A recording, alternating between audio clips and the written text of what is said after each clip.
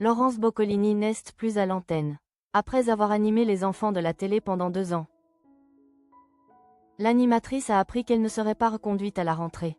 À sa place, l'animatrice de Ça commence aujourd'hui. Faustine Bollaert a pris les commandes de l'émission. Un changement de cap que Laurence Boccolini n'a ni compris ni apprécié.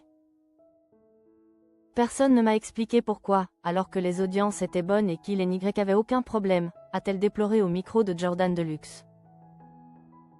Au cours de son interview, elle en a aussi profité pour faire le point sur ses finances. Je perds quasiment 100% de mon chiffre d'affaires. Je ne suis pas salariée, j'ai un contrat. Je n'ai plus rien, a-t-elle déclaré. Après avoir quitté TF1 en 2020, où elle a brillé pendant 20 ans, la star de la télé traverse une période compliquée. Laurence Boccolini ruinée, son bilan désastreux. Mais tout n'est pas perdu. La mère de Willow fera bientôt son grand retour sur France Télévisions, où elle reprendra le quiz des champions, en remplacement de Cyril Ferraud. Une petite bouffée d'air. Jai, une mini-société de production. Je n'ai plus une facture qui rentre depuis le mois de mai.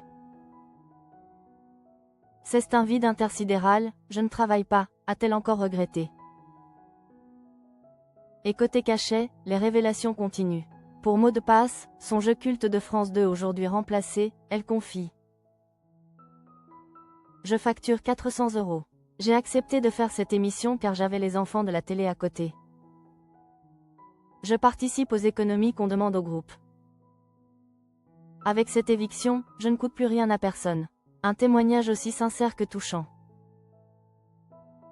Laurence Boccolini s'est également confiée sur le salaire des animateurs. C'est à géométrie variable. Il y a des animateurs producteurs qui gagnent extrêmement bien leur vie. Nagui, Cyril Hanouna. Moi, je n'avais qu'une émission de 2 heures par semaine et je ne suis pas productrice. Je suis totalement dépendante de France Télé. A-t-elle révélé. Malgré tout, elle précise avoir de toutes petites économies et insiste, elle ne veut faire pleurer personne.